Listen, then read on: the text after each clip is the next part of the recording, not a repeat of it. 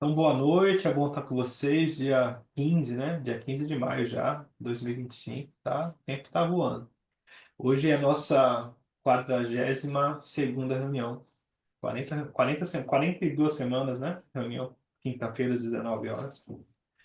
E a gente está falando sobre o mito de Gêmeos, né? A gente falou sobre Hermes e tal. E a gente leu um pouco a mitologia ali. É uma autora bem simpática, assim, porque ela já. Porque, na verdade, quando a gente pensa em mitos, e aí quem é um estudioso, né, de mitologia, geralmente eles vão trazer que o mito a gente não define, né? Que deixa em aberto, porque o papel do mito é ter esse símbolo para que a gente consiga, cada um, ter a sua interpretação. Mas os mitos já têm uma direção, né? E a astrologia ela se fez valer muito, né, da mitologia grega e tal, então caminham junto ali e é fácil de compreender. E aí essa autora ela já trouxe, né, mitologia astrológica, né, dividiu alguns mitos ali, já vai trazendo a interpretação. Achei que fica mais fácil para a gente, né, ser assim direcionado, senão abre muito, né, fica um pouco confuso. Alguns mitos, eles não são tão diretos assim. E aí tá sendo legal, eu acho gostoso, assim, para mim ler, trocar e, enfim, poder interpretar, né, e conseguir abrir esse campo. E aí na segunda parte a gente está lendo o mapa astral de uma geminiana, ou de um geminiano, né? Nesse caso, lendo o mito de Gêmeos. E aí o mapa astral de alguém que represente, né? Para a gente conseguir trocar e tal. Não de forma tão aprofundada, né? Mas bastante assunto assim para a gente trocar. Então na segunda parte a gente bate esse papo aí. Hoje a gente vai ver o mapa astral da Maria Bethânia. Quem separou foi a Fabi. A Fabi não vai poder vir hoje. Hoje ela tem o estudo dela. E é isso, então. E aí foi legal na semana passada, porque eu não sei como que é assim, mas não sei como é que vocês enxergam, né? Mas eu sempre, nos meus estudos, eu sempre vou entender que o extraordinário está na simplicidade. Quanto mais a gente consegue ser simples, mais a gente consegue alcançar o extraordinário. No final é sobre isso. E, e o ser humano em si, ele tem essa dificuldade de se auto-observar. É esse o contexto, né? A gente tem essa dificuldade. Então, o autoconhecimento, ele é né? É um poder, né? A gente consegue crescendo e tal, aperfeiçoando. Só que com muita informação, né?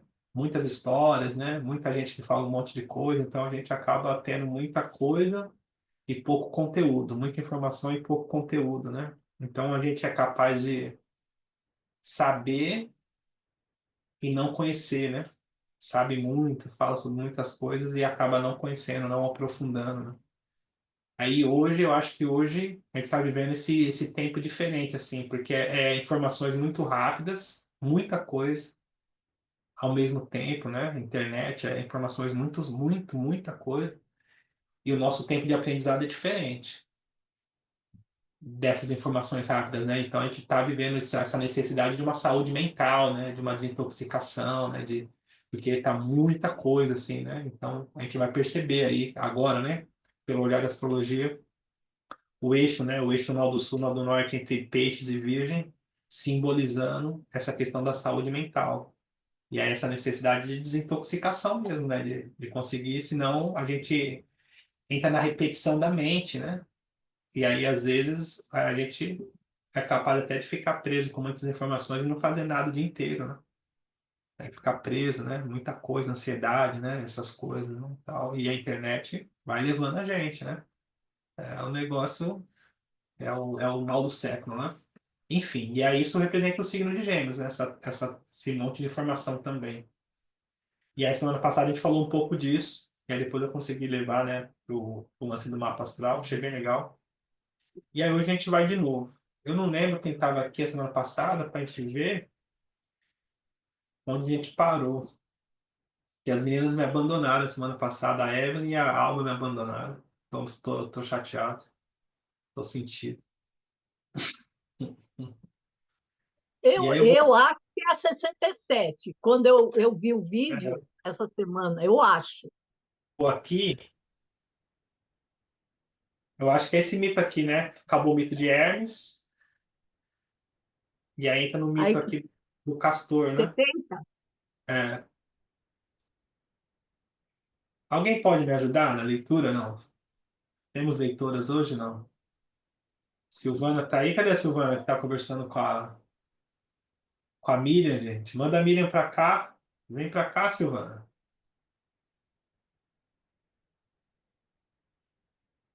Vamos ver. Tem mais alguém que Vou consegue ler, ler não? devagarzinho, Rodrigo. Ah, a Cris tá aí?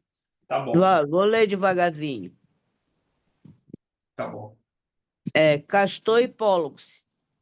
Esses gêmeos, também chamados Dioscuros, são os mais famosos da mitologia. Sua lenda é a seguinte: Tíndaro, o rei de Esparta, estava exilado na Etólia e se apaixonou por Leda, a filha do rei.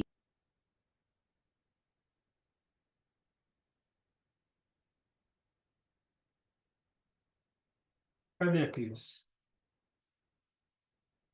Cadê a Cris na filha do rei? Ela caiu? Caiu. Acho que caiu, mutou.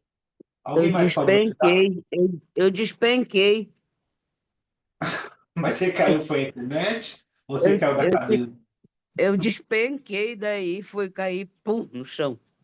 Sim, tá, vamos lá. Vamos lá. Tíndaro pôde voltar a ocupar seu trono às vésperas da partida. Casou-se com Leda, com as bênçãos do rei e dos deuses. Como era costume na região, na noite de núpcias, Leda despiu-se para tomar banho no lago sem saber que estava sendo cuidadosamente observada pelo Senhor do Olimpo.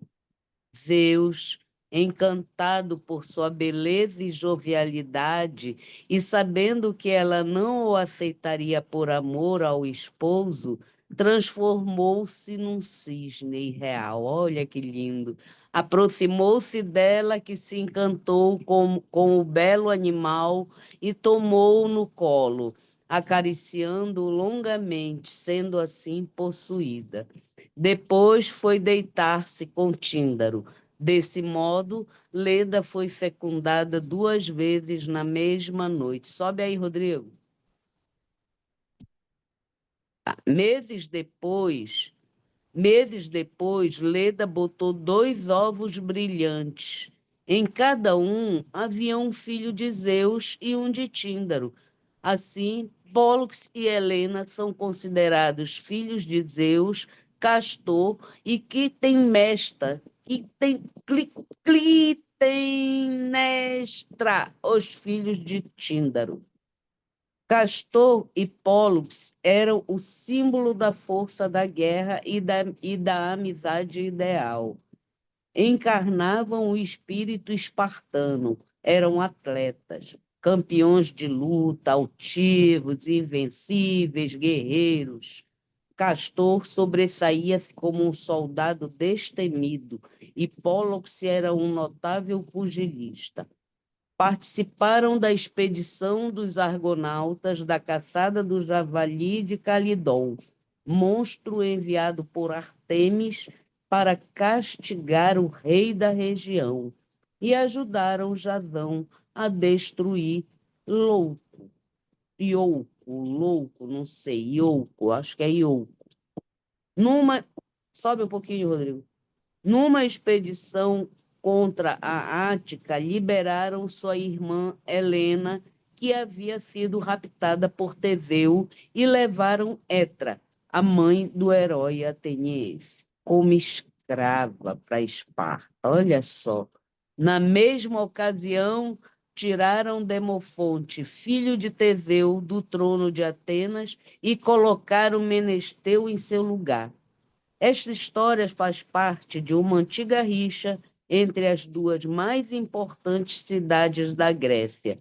Os gêmeos representam o caráter espartano e Teseu, o herói padrão de Atenas. Nem mesmo no mito as duas cidades conseguiram se entender. Ao longo da vida, os geminianos entraram muitas vezes em conflitos com rivais. Esses conflitos, na verdade, servem para sinalizar a projeção de um de seus lados no mundo externo. A alternância dos gêmeos simboliza o conflito entre o ser e sua própria sombra, que deve ser integrada para que o crescimento, sobe, Rodrigo,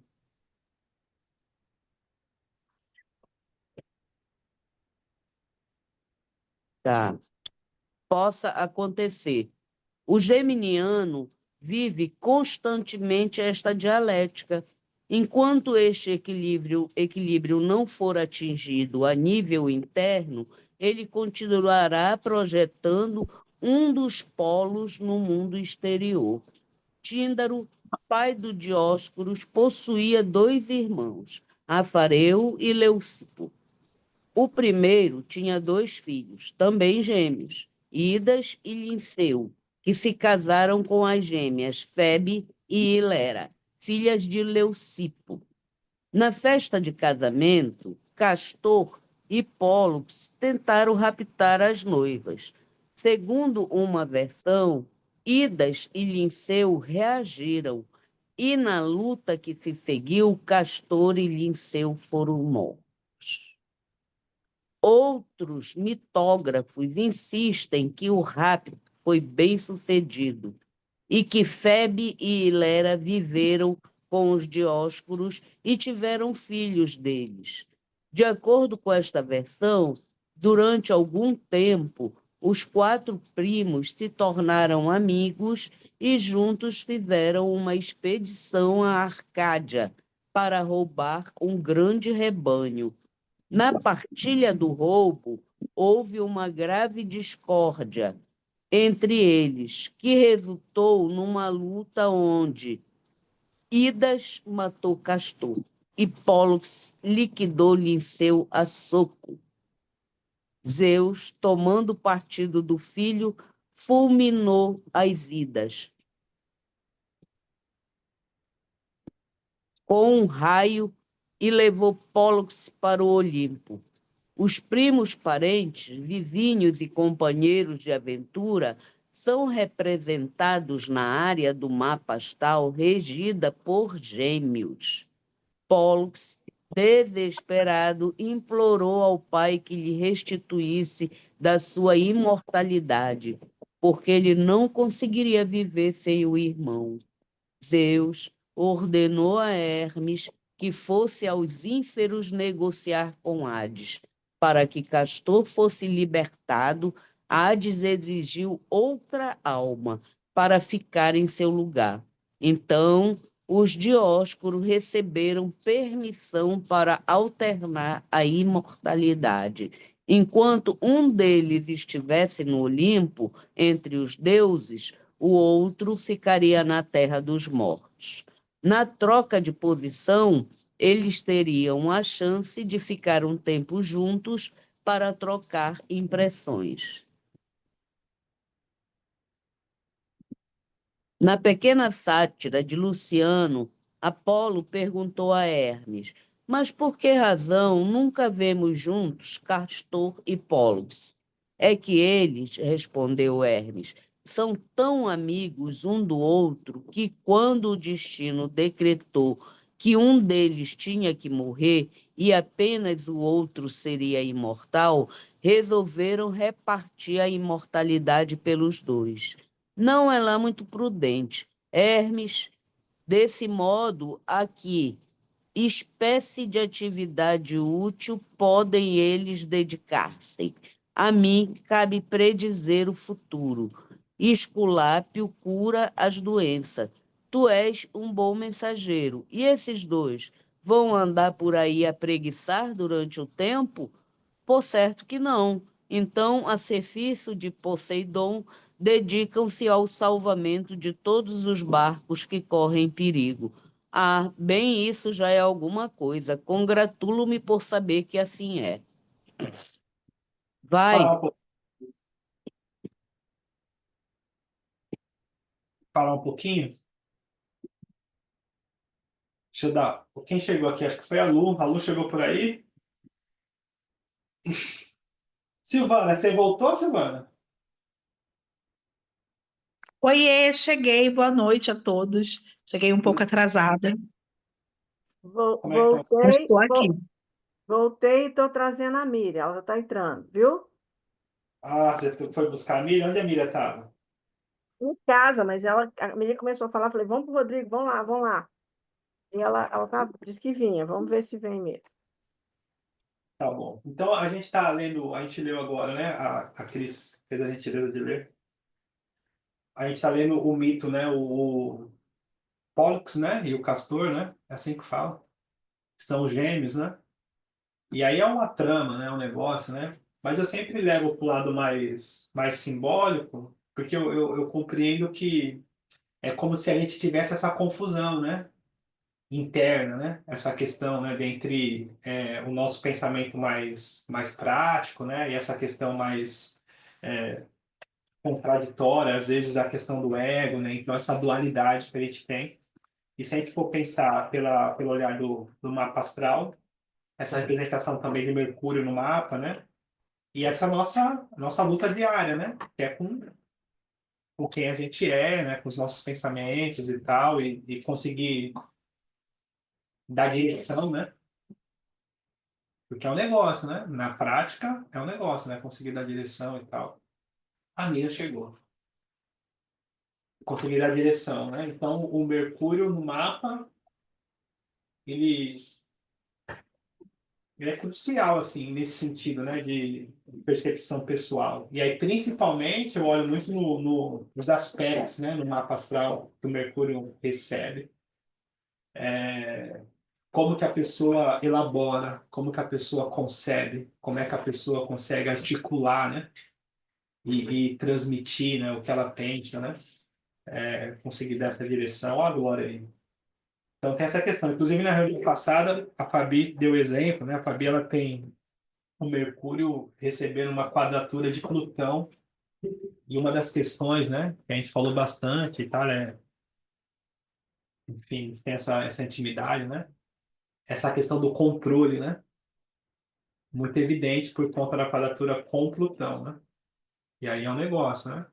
Que é mentalmente né, essa coisa mais rígida, né? Essa intensidade e tal. Então, tem essas peculiaridades aí. Boa noite, Miriam. Boa noite, Glória. Noite. Noite. Noite. Enfim, o que vocês acham? Como que vocês veem isso aí? Como é que vocês enxergam o Mercúrio de vocês no mapa astral? Vamos bater um papo sobre isso aí, gente? Ai. Ó, então, Ai, Eu cheguei enxergo o na hora meu, certa, né? eu enxergo o meu muito bem acompanhado, adoro a companhia de Netuno, apesar de coleguinhas minhas não gostar, mas eu gosto, que me distrai, faz até eu torcer o pé de vez em quando, mas acho ótimo. mas também porque não tem jeito, né? Inclusive tem. Eu brinco, mas aí, outro dia eu brinquei com a menina que eu estava atendendo. Enfim, eu já tenho intimidade, né? Eu já acompanho ela. E aí eu brinquei, falei assim, ó, é o seguinte, nessa vida não tem outra alternativa, né? Quando eu fizer a passagem, vai ter lá na entrada, lá no portão, vai ter uma mesinha que é o saque. E aí você pode registrar lá a reclamação, falar assim, ó, não rolou, não gostei desse posicionamento aqui, porque e tal. Quem sabe tem alguma coisa, mas corre o risco de você achar um documento que você que assinou, né, a decide e concordou com um monte de questões. Então, porque não vai ter jeito, né? Não é nem, Bradesco fez qualquer negócio, meu filho. é, Depois, quando foi ver a coisa como era na real, não leu o contrato direito, né? China, O letra meu, o pequena. meu, o meu Mercúrio, ele é solto, né? Solto, mas ainda com a graça dos céus colocaram ele paradinho em Libra. E é o que dá para salvar um pouco a minha vida, porque quando eu desando a falar, sai de baixo. Às vezes falo muito o que não deve até, aí depois já foi, já era. Só tem um jeito de sustentar. Mas vocês sabem que, por exemplo, enfim, eu sou entusiasmado mesmo, né, com astrologia, tudo disso o dia inteiro, mas os aspectos que o céu apresenta, então, por exemplo, então tem mapa de nascimento, então, né, tem essa peculiaridade. E aí os aspectos que vão se desenrolando, eles vão nos dando a oportunidade para a gente conseguir conhecer, aperfeiçoar e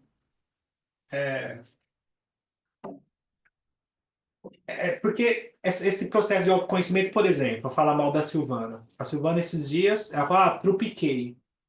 E aí foi olhar os aspectos e tal, o Marte fazendo uma quadratura com o Mercúrio dela. Simbólico, né? O Marte no céu fazendo uma quadratura exata com o Mercúrio dela. E aí, na prática, o Marte, ele combusta, né? Ele traz essa questão do impulso, da velocidade, da combustão, ele traz mais movimento, vamos colocar assim, né? Ele em quadratura com Mercúrio, sempre quando eu estou atendendo, que eu estou acompanhando, eu falo assim, ó, então é um período, do dia a Cris também eu conversei com ela sobre isso, tinha também esse aspecto. É um período onde a cabeça vai ficar mais agitada, mais reativa, com mais pressa, e, né, aí precisa de um pouquinho mais de esforço para se fazer presente. Na minha busca por espiritualidade, esses meus estudos e tal, eu aprendi que eu preciso meditar, eu preciso me concentrar um pouco para me conseguir estar presente durante o dia.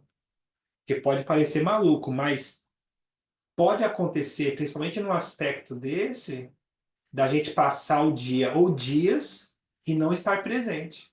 Estar sendo levado pelo impulso, da correria, pelo hábito, aquela doideira, e não tem a presença que eu digo assim é do discernimento, é difícil falar disso, mas não é um paradoxo, né? Fica até meio, eu falo assim, nossa, que maluquice, né? Mas meio que no automático. Aí depois que passa, fala assim, gente, olha para trás e fala assim, gente, que doideira, né? Parece que estava no automático mesmo, né? Que é um pouco desse aspecto. Né? E com o Netuno, o Rodrigo, ali, os dois juntos, eu estava rezando, minha cabeça estava lá em cima. Porque eu adoro caminhar e rezar na hora que eu estou. Quando é um piso plano em volta da orla da lagoa e tal. Mas mesmo ali é perigoso, porque às vezes um desnível Da qualquer. Lagoa da Cultura, É, às vezes um desnível qualquer pode dar um tropeção ou uma raiz mais grossa de uma árvore que sai pelo passeio assim e tal, porque ali tem uma pista de caminhada e tudo, mas é mais seguro. Essa foi na rua. Eu, eu tava lá, a cabeça estava lá em cima e andando rápido. Ah, tropeça mesmo. Marte estava perigoso. ali, é. E aí tem outras peculiaridades, falando de Mercúrio, né? Só para puxar assunto também. Então, sinastria, né? Sinastria é quando a gente faz esse estudo. Essa semana eu fiz esse estudo de sinastria também. Faz o estudo de um mapa com mapa, né? Geralmente de casal, às vezes de sócio e tal. Ou enfim, ou de qualquer, né? Qualquer pessoa que queira. E aí a gente olha muito a questão da Vênus, né? Que é essa questão da afinidade, né? E aí dá para ver pelo mapa o aspecto que tem uma Vênus com a outra, ou se tem esse aspecto, ou se não tem, a própria Lua, né? Então são, né, o próprio Marte, a disposição sexual e tal, enfim, tem algumas afinidades, principalmente dos planetas pessoais. Só que no final, o que vai, minha experiência, né, e os livros e tal, e eu conversando com os outros astrólogos, o que vai sustentar a relação é o Mercúrio, é a comunicação. Porque às vezes pode acontecer, principalmente quando o caldo entorna um pouco, daquela coisa assim de você, eu acho que deve ter acontecido com todo mundo, porque comigo já aconteceu várias vezes, né? Você tá com a pessoa, você falar lé e a pessoa entender cré, e você tentar explicar que lé não é cré e a pessoa continuar entendendo cré, e parece que a comunicação é um negócio. Fala assim, gente, não estamos nos entendendo, não está rolando. Não é isso que eu falei, não foi isso que eu quis dizer. Estou falando grego. Essa questão da interpretação, que tem a ver com Mercúrio, né? Às vezes tem essa peculiaridade, né? A Miriam que apertou para falar, foi isso? Foi, né? Pois sim, Rodrigo. Você trouxe uma questão aí que eu sempre acho interessante e fico curiosa quando converso com o astrólogo. Porque, afinal de contas, imagina, né? Você está ali numa relação com um cliente e você sabe, você, por exemplo, tem o Mercúrio em Sagitário, né? a sua perspectiva, quer dizer, a sua fala, ela vai ser modulada por esse Mercúrio sagitariano. E vai que a pessoa tenha, assim, um Mercúrio, digamos, em peixes, não sei por que o exemplo, né? Ou,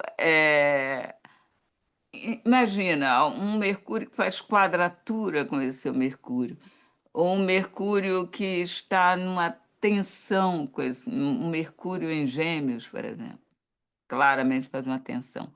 Você sente essa dificuldade no seu para modular a sua fala para os ouvidos daquele, porque ele vai ouvir também com esse Mercúrio, né?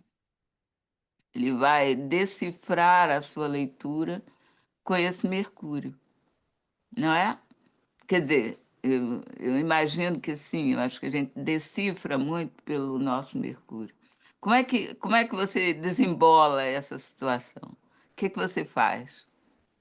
É uma boa pergunta, assim, porque na verdade eu sempre olho no mapa o Mercúrio e a potência da pessoa, né? Para assim, tá, como que a pessoa compreende. E aí eu tenho essa perspicácia, vamos colocar assim, eu vou conforme o ritmo eu tento sempre ir conforme o ritmo da pessoa. Algumas eu alcanço com mais facilidade, que eu vou entender que tem essa harmonia, né? Outras é mais difícil, né? Então, por exemplo, se a pessoa é muito virginiana, tem o Mercúrio em Virgem, e aí para mim eu sei que eu vou ter mais trabalho para me alcançar. Mas eu sempre procuro modular conforme, porque às vezes, por exemplo, a pessoa tem muita coisa em Áries, tem Mercúrio em Áries. Já aconteceu isso comigo. A pessoa tem pressa, gente. Só tem pressa, né? Aquela coisa filosófica que vai contar um caos, que de repente a pessoa já foi, já voltou 3 vezes e ela fica cansada, não, já fala logo o que você tem que falar, gente. E aí, nesses casos, eu tento ser mais direto, mais prático, mais direto. Fazer aqui, isso aqui, isso aqui, isso aqui, você entendeu? E aí, outras vezes, quando tem essas questões mais no elemento água, né? Eu faço isso mesmo, eu dou exemplo pessoal, eu tento expressar um sentimento com aquilo, né? Então eu trago interpretação, falo assim, ó, e aí pode ter esse sentimento, pode ter essa emoção, de repente. Então eu vou tentando modular para alcançar a pessoa, né? Agora, mas já aconteceu de tudo, né?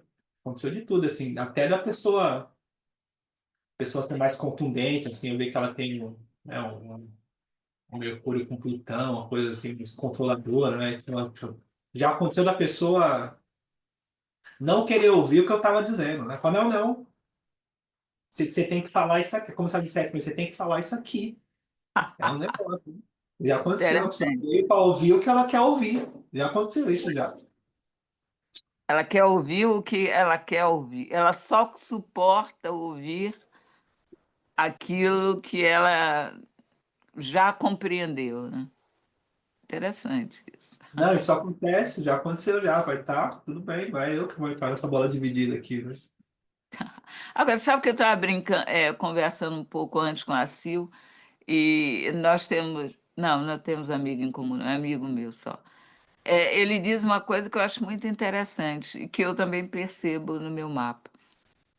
O meu mapa é o retrato de mim, de alguma maneira. Eu acho difícil que alguém não se conheça,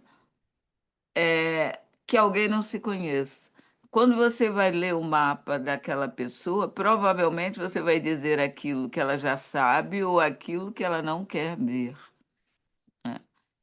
Mas ela sabe de alguma maneira, mas ela não quer tocar ali naquele ponto, até porque não é hora. Isso é curioso, eu acho assim interessante na astrologia. Mas você Agora, sabe, um Mercúrio meio perdido, talvez ele tenha dificuldade de trazer à consciência esse saber sobre si, né? Talvez mas você, tenha algum mas mapa assim.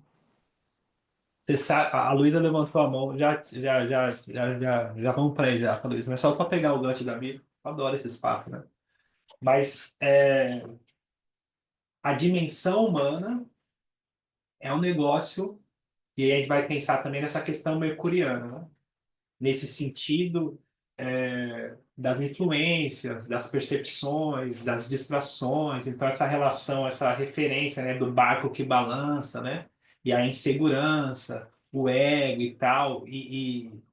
Então, na prática, eu estou dizendo, inclusive eu falei isso ontem na aula, né? Estava acompanhando as meninas, dando aula sobre Marte, interpretação de Marte, e aí eu dei um exemplo que aconteceu comigo recentemente, né? Recentemente faz algum tempo, uns 2 anos.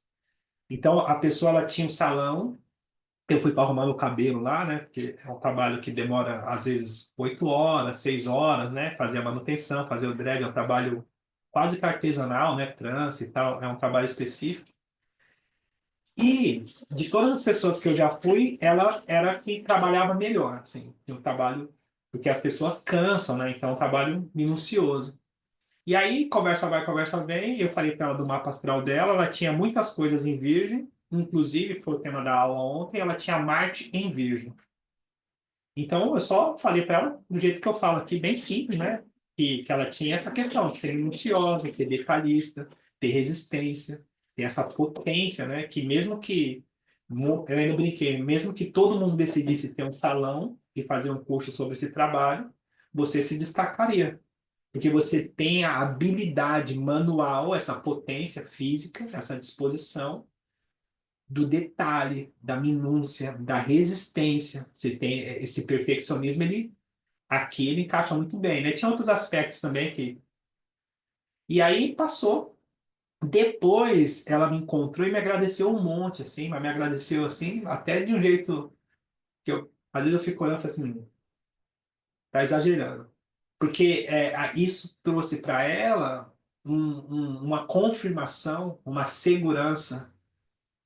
E ela reformou o salão, colocou mais potência, e aquilo foi um ponto de virada, onde ela teve mais força.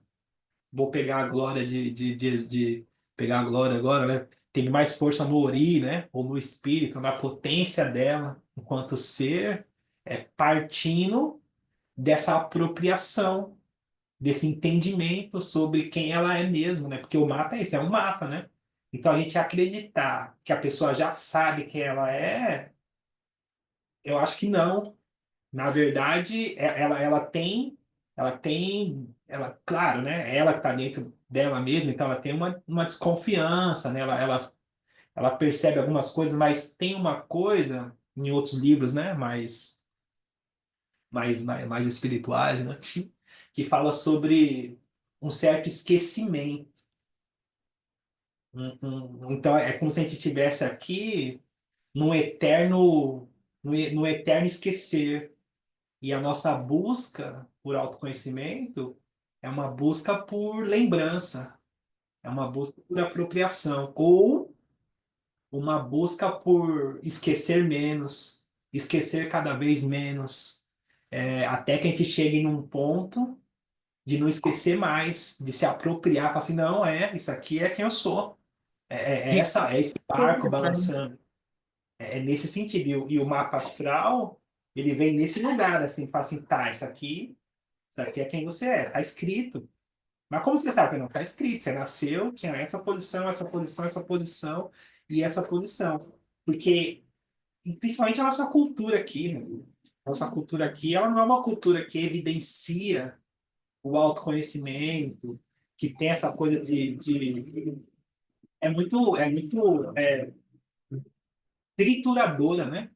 Do ser, né? Dessa coisa mais, mais íntima, mais verdadeira, né? Não tem essa coisa. Que, na verdade, assim, precisaria de astrologia? Não. A própria meditação, né? Que é o que a gente tem de mais evoluído, assim, no sentido da história, nesse sentido de encontro, quem a gente é. Porque essa peculiaridade, assim, a gente conseguir chegar num estado de silêncio e quando a gente tem contato com a nossa verdade, pode parecer pleonasmo, né? A gente não tem dúvida. Porque é isso, assim, então eu sou, simplesmente eu sou. Eu estou exercendo, eu sou, não tenho dúvida. Que é esse contato com a nossa verdade, sendo até repetitivo. Então, a natureza simplesmente é a analogia besta, né? Mas o passarinho não fica se questionando que ele é passarinho. qualquer tipo de animal, ele simplesmente existe. Ele não fica se questionando se ele é. Isso é uma debilidade humana, que é o efeito colateral do dom, que vem junto com a questão da racionalização, que traz essa questão do medo, o próprio ego, né? E essa jornada, né? Enfim, é um negócio, né? A Juliana queria falar, depois. A Juliana não, a Luísa. A Juliana chegou, a Luísa queria falar e depois a amiga queria falar também. Desculpa. Não, eu ia fazer uma pergunta, mas de cara tu já deu dois aspectos meus. Eu tenho Mercúrio em Virgem e o meu Mercúrio está em conjunção com Plutão. Mas eu não Conjunção. vejo. Um está 26, o outro está 27, uma coisa assim, também pertinho. Mas assim, o que eu vejo, agora tu falando, e eu fui me. O que tu fala é a gente ter consciência, né, do que é. Parece que quando a pessoa fala, aquilo, né, tu te apropria do que tu é. Mas o que eu vejo assim é que, não que eu não queira escutar, mas parece que eu tenho uma pressa. A pessoa está falando e eu já sei o que ela vai dizer e eu não sei se eu, sabe, eu já atropelei, já estou pensando outra coisa. Mas não era isso que eu ia falar. Eu ia te perguntar que simbolismo tu vê do Mercúrio estar sempre muito perto não, mas perto do Sol, né? Porque é o planeta que sempre fica no mapa, ele nunca, né, vai estar uma casa no máximo de distância do Sol. Que simbolismo tu traz para isso? Dessa consciência que é o Sol e o Mercúrio. Tá. Quer falar, Miriam? Gostei da pergunta da Luísa. Gostei tanto da pergunta da Luísa que vou sintetizar aqui. Eu só ia comentar a sua fala, trazendo que realmente dizer que a gente sabe quem é meio, talvez seja excessivo mesmo. Agora, a gente talvez possa dizer melhor assim: nós estamos sempre esquecidos de quem nós somos, ou distraídos de que nós somos. E a astrologia lembra você qual é a sua potencialidade, vamos dizer. Porque talvez a astrologia não vai dizer quem você é, mas vai lhe dizer aonde está a sua potencialidade. Aí, voltando para Maria Eugênia, né?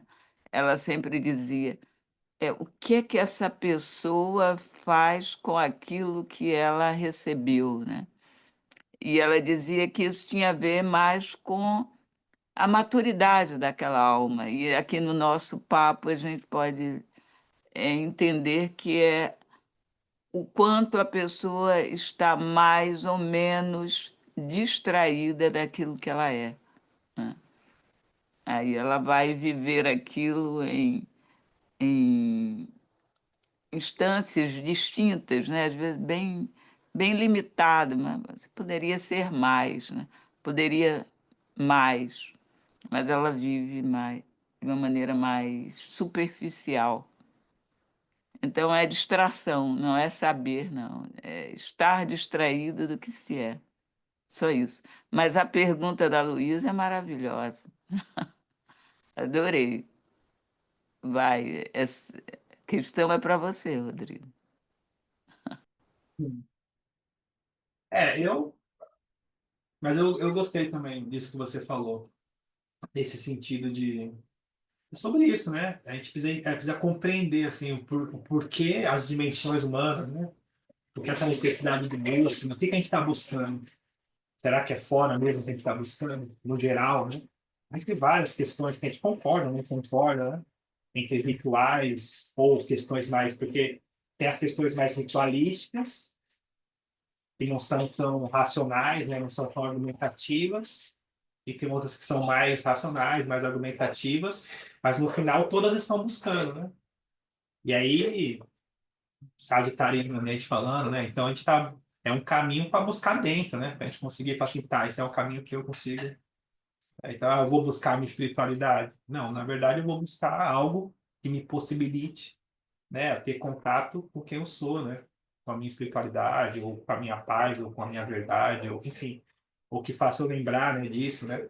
Então, esse contato com a astrologia, eu acho que, claro, eu acabo sendo romântico mesmo, mas para mim abre um oráculo, né? Abre um diálogo, assim, não é simplesmente é um momento sagrado, assim, poder parar, olhar o mapa, para mim é um momento sagrado, assim, a pessoa vem num momento sagrado, onde ela está aberta para ter uma compreensão maior, né?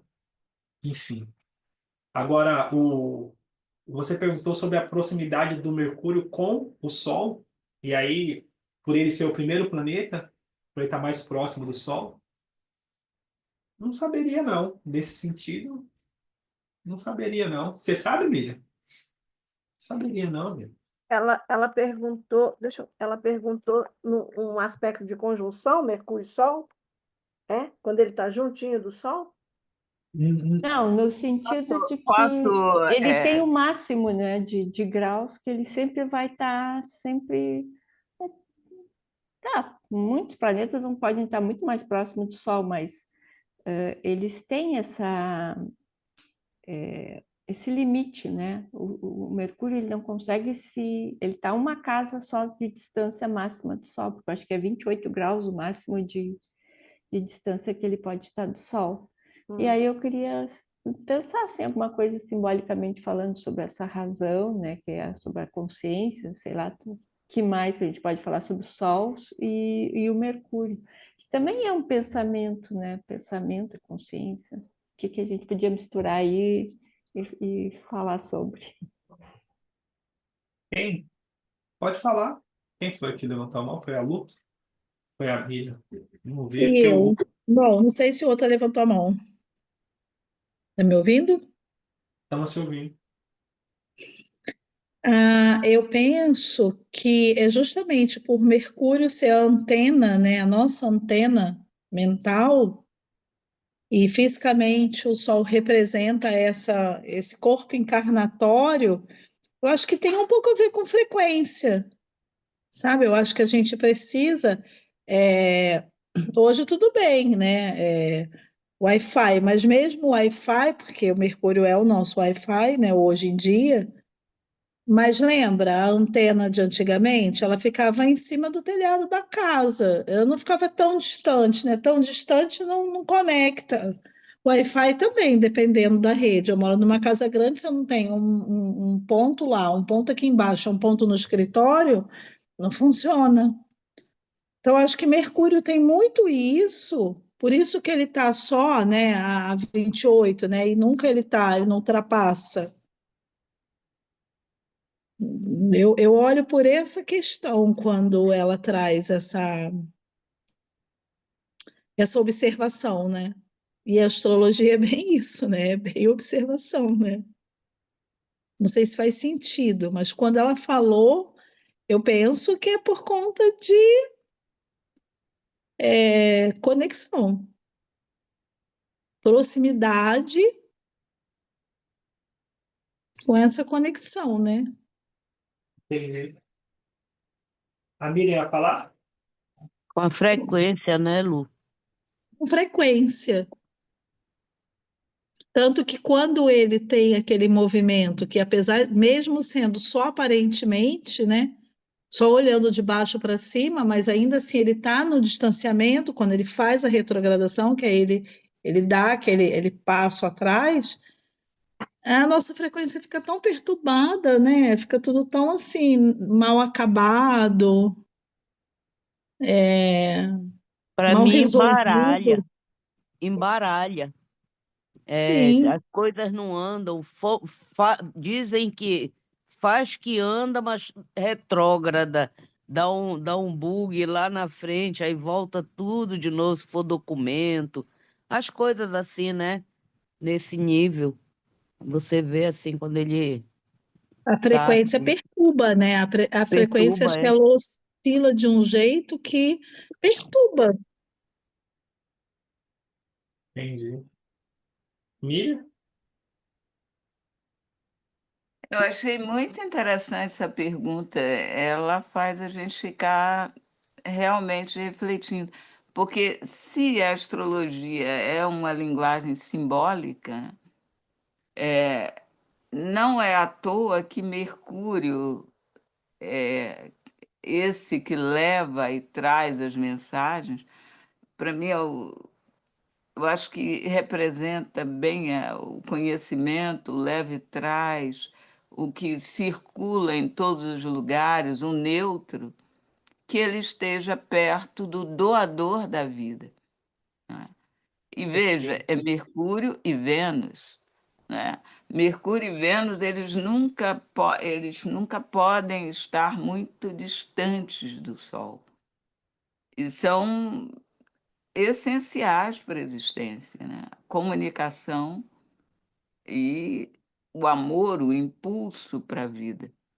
Então, são elementos importantíssimos. Eu achei muito boa a pergunta. Pertinente. Pertinente, Vênus, porque pra- é uma Vênus e Lua, e- Vênus e Mercúrio estão muito. A nossa vida está intimamente marcada por eles, a existência, né? É, Então, é num muito vê- legal a pergunta dela. E não tem resposta fácil, né? Eu acho que o Rodrigo parou exatamente por isso, porque não é uma resposta fácil, que vai fazer a gente se debruçar sobre essa lógica que permeia essa linguagem astrológica, que não é à toa, não é um acaso, né? Ela expressa uma dinâmica da existência e que precisa ser, a gente precisa refletir sobre isso cada vez mais para entender qual é a dinâmica da existência. Então, excelente pergunta, Luísa. Eu vou dormir com ela. Gostei muito. E não tem resposta fácil, não. Pelo menos É, não. eu não saberia o porquê mesmo. Acho que agora, pensando no contexto hermético, né? E aí, porque nesse sentido hermético, a gente vai imaginar que o Sol, né, como dispositor, né, nesse nosso quintal aqui, né, de tudo, né, de energia, de consciência, de vitalidade, todas essas dignidades do Sol, né, ele reflete nas dignidades planetárias, né? E através dessa reflexão, a gente tem acesso a consciências maiores, né? Então, o Sol com Mercúrio é o momento onde a gente consegue ter uma consciência da comunicação, da troca, da inteligência. E aí, se a gente for pensar nesse sentido hermético, é um princípio primário, né? Porque tudo começa, inicia, termina e às vezes enrosca pela comunicação, né? Aprender a ouvir, a comunicar, a trocar, né? É uma grande deficiência nossa, né? No geral, né? Compreender, né? Trocar de sapato, conseguir comunicar, né? As guerras, as mortes, né? Tudo às vezes por falta de comunicação, de conseguir ter essa compreensão mesmo, de entender, é uma questão. E aí pode parecer bobo, mas a maioria das pessoas elas repetem. É isso. Elas repetem. Padrão. Claro, a gente tem um arcabouço, né, gigante de repetição, que às vezes nem parece repetição, mas a maioria não pensa, repete.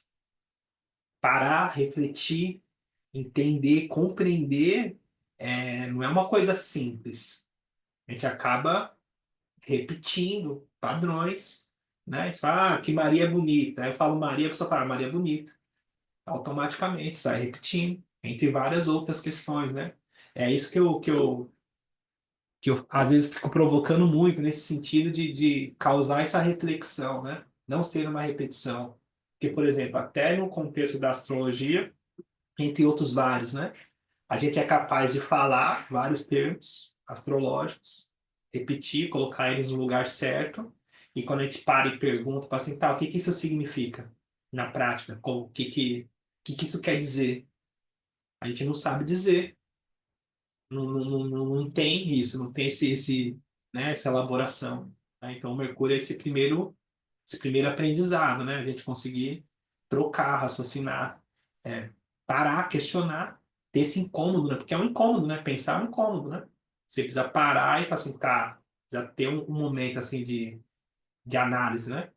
E aí, nesse sentido, voltando, né? Se a gente não consegue desenvolver um pensamento crítico, a gente não consegue para as outras esferas. Não dá. Não dá para ir para as outras esferas. Então, se a gente for pensar na Lua sem um discernimento, a gente fica inconsciente, sendo levado. Se a gente pensar na Vênus sem um discernimento, também a gente acaba vivendo por desejo, né? Vivendo por prazer, né? Indo para um lado mais carnal do processo. E aí Marte, sem um discernimento, instinto animal também. É, é só essa coisa mais bélica, né? De conquista e tal. Então, não tem como não tem evolução. Sem Mercúrio não há evolução. Sem essa coisa do pensamento, isso que a gente está fazendo aqui é trocando, né? Confabulando e pensando. Não tem como chegar em lugar nenhum, não existe, né? Por isso que a astrologia ela é muito factual nesse sentido, assim, ela recolhe o que foi e seguimos adiante. Recolhe o que foi e seguimos adiante. Não é uma coisa assim intuitiva, né? É um estudo. Não é uma coisa assim, deu na minha cabeça e de repente, fala, não, eu senti que foi isso que Marte falou. Fala, não, você sentiu? Não. Né? Então a gente tem um estudo, né? Tem anos de estudo, então a gente, né? Nesse sentido, assim, a gente vai voltar, fala assim, como que eu sei o que Plutão ou o que Marte vai fazer quando chegar em tal posição? Existem os estudos, então são milhares de anos estudando aquele posicionamento e tem um arcabouço de possibilidades. A gente faz essa comparação, fala assim, tá, tal ano aconteceu isso, tal ano aconteceu aquilo, teve aquela coisa. Desse pensamento para cá, a direção pode ser que seja essa daqui. Não é uma coisa adivinhatória, né? É um pensamento, precisa de um pensamento crítico, né? Precisa de uma análise, precisa dessa.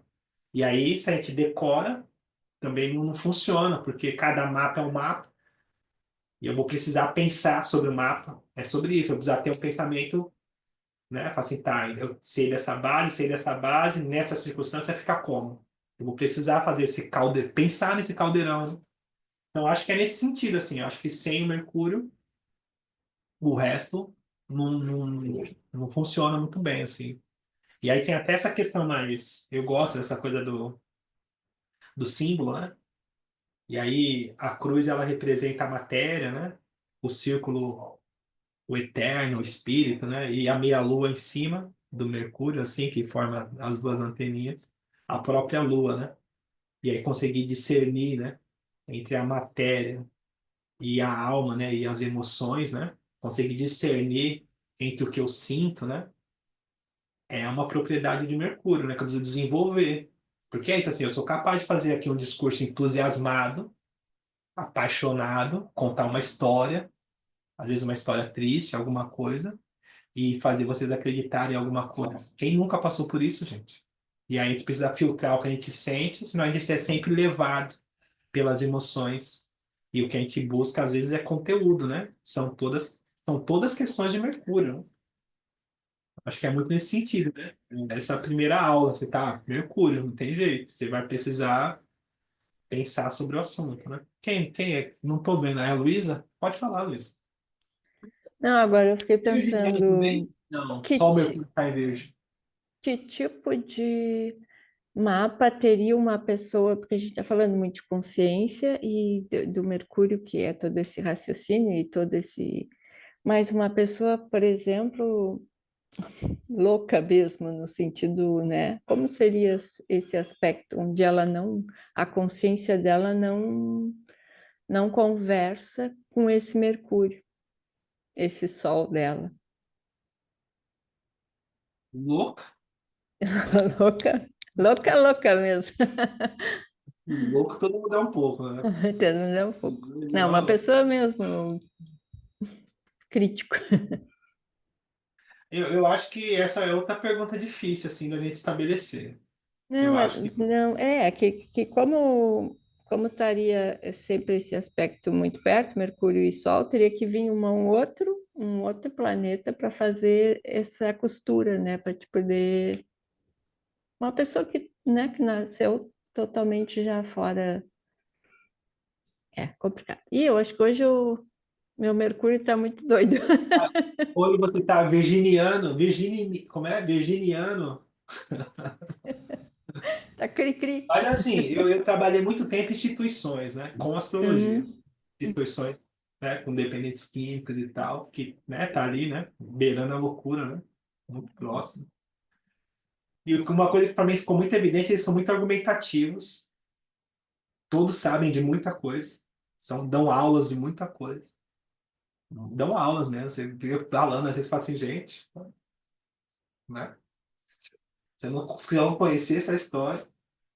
E no final, o que vai fazer a diferença é a gente conseguir viver a questão prática, né? É colocar em prática, assim. Então, assim, ter esse discernimento de viver isso, né? Então, eu acho que no final é sobre isso, a gente conseguir materializar, né? Ter um pensamento que conclua, né? Materializar e fazer as coisas acontecerem, né? Agora eu não saberia responder essa daí, não. Acho que aí se complicou mais um pouquinho. Mas vamos ver então o mapa? Né? Já 8h15. Alguém tem mais alguma coisa ou não? Alguém quer falar mais alguma coisa? Alguém tem Eu alguma quero, eu quero aproveitar o Mercúrio aí para fazer uma pergunta se alguém já sabia. Só aproveitando o Mercúrio, que não tem a ver com o Mercúrio. Alguém já ouviu falar que machucar o pé pode ser mudança de casa? Ah, Isso porque a Miriam também comentou comigo que é mudança de caminho, mudança de, né, Miriam? Mudança de caminho que você falou? É a minha professora de tarô que falou. Machucar o pé é mudança de casa. Aí, e eu tô doida para mudar, né, gente? Aí eu comentei isso com meu pai. Meu pai virou para mim e falou assim: então vai machucar o outro também para andar mais rápido. Na minha experiência pessoal, umas 2 vezes que eu torci o pé, eu mudei radicalmente de caminho, de perspectivas. Eu achei isso muito curioso. Mas É eu sempre lógico, parto né? do princípio que, sabe, nós somos um todo, né? Eu nunca me consegui separar corpo, mente, sentimentos. Eu tenho essa dificuldade. O Mercúrio não me ajuda nisso. Então, É, tio, cortaram a asa do pé do seu Mercúrio. né? Não tenho essa capacidade. Então, para mim, está tudo junto, misturado. Então, Tá? essa habilidade do discernimento de um Mercúrio virginiano tá longe de mim. Então, eu vejo muito essa experiência aí da Sil, para mim, caramba, caí, torci o pé, imediatamente eu já tenho a percepção que tem alguma coisa ali na frente que precisa de fato mudar. Essa é a experiência pessoal, né? sim. Não levaria isso assim a um E tem, universal, não. e tem muito a ver com o que eu estou passando mesmo, mudança de rumo mesmo, né? Uma nova perspectiva de vida e com a possibilidade louca para mudar de casa também. Que é os pés que te levam, né? Te direcionam, te levam para o caminho. Mas eu acho mais fácil. Claro, pode ser, eu entendi, assim, mas eu acho mais fácil os aspectos astrológicos. Mais fácil. Porque fica... Enfim. Alguém mais levantou a mão? Tá tudo ligado. Então, é só para lembrar que o pé, né, tem tudo a ver com peixes, né? E se tem a ver com peixes, tem Netuno e tem estrutura também espiritual, né? E como a gente está nessa fase aí de Netuno, trazendo para a gente tantas questões sobre a desilusão, quer dizer, sair da ilusão, Eu acho também que, claro que se tratar de pé, se o pé é nosso sustento, agora o que falta sustentar para que de fato a mudança aconteça, né? Que às vezes o pai foi fantástico, né? Vai lá então e machuca o outro para ser mais rápido. Vamos Adorei, morrer. bem resposta de pai mesmo, né? De pai, de vó. Mas é principalmente, né, no meu ponto de vista, que é só a vista de um ponto, pé, eu tenho certeza, né? Se a gente for para a psicossomática, ou está muito infeliz no caminho, o que que você está fazendo que você não está melhorando o seu caminho? Mas eu vou um pouco além, eu adoro o pé, né? Eu tenho muita coisa na casa 12, eu não leio mão, eu leio pé. E quando eu atendia presencial, eu mexia no pé dos meus clientes, porque o pé é uma parte do corpo que as pessoas não têm vergonha. A não sei que às vezes aqueles que trabalhavam achavam que estava com chulé, mas como eu uso óleo essencial, então sempre gostei de botar meu cliente num escaldapé, tocar os pontos que aí eu fiz reflexologia. Eu tenho revelações incríveis com o pé. E o pé tem essa questão da estrutura espiritual, do sustento com o viés além, sabe? Então, eu acho que falta, assim, né? O meu ponto de vista é que toda vez que a gente tem algo no pé, estrutura o espiritual, segura no espiritual, que foi o que você estava fazendo. Você estava rezando, você estava lá em conexão, mas você estava no fator externo, né? Você não estava ali concentrada na meditação, como o Rodrigo sugeriu, né? Como é muito bom. Então, tem a questão da ilusão por conta do período planetário, né? E acho que mais rápido vai quando de fato agarra essa força espiritual que está no pé. Sadio ou machucado é o sustento, não tem jeito. Sim. Enfim, enfim. Vamos para o mapa da Maria Bethânia, gente, para gente finalizar. Mas depois vamos ver isso aí, viu, seu? Eu prefiro pensar que você está com Urano fazendo oposição com o seu Sol, tá com Saturno e Netuno lá na sua 12, também a cabeça tá lá longe. Enfim, mas eu vou. Como é que é o rito? A gente vê o mapa dela, vê a biografia. Lembrei agora. Vê a biografia dela, que eu separei aqui, ó.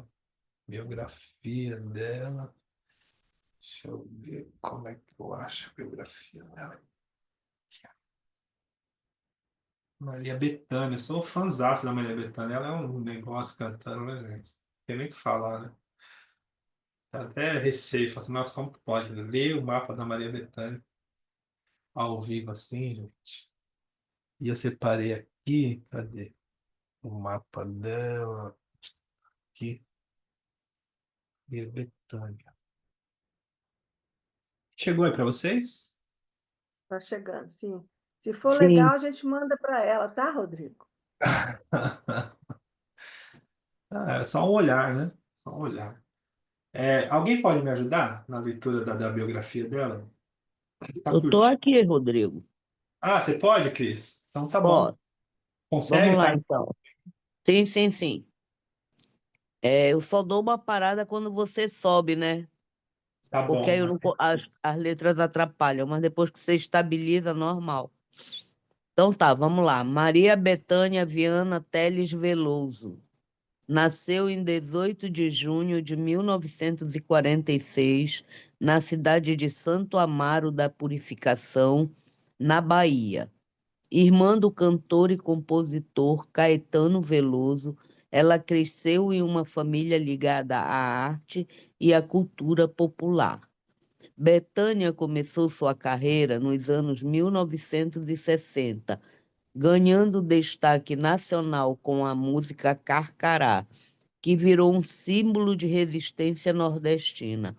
Logo se tornou uma das principais vozes do movimento tropicalista e da música popular brasileira, MPB.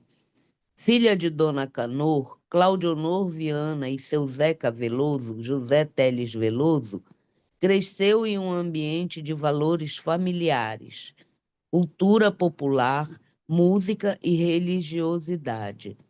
A Casa dos Velosos era frequentada por artistas, poetas, músicos e vizinhos que compartilhavam causos, cantigas e rituais. Um verdadeiro caldeirão cultural afro-brasileiro.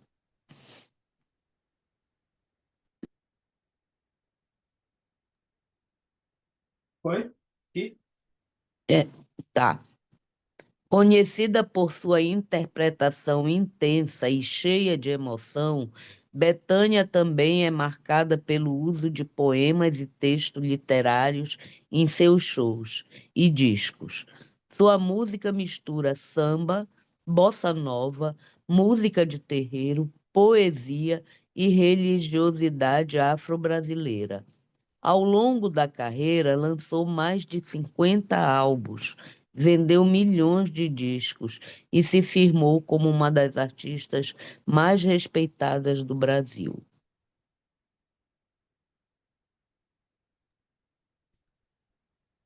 Candomblé como força criativa e ancestral. Bethânia foi iniciada no candomblé desde jovem e sua espiritualidade é fortemente ligada à cultura iorubá e aos orixás. Ela é filha de Oxum, orixá das águas doces, da beleza, da arte e da maternidade.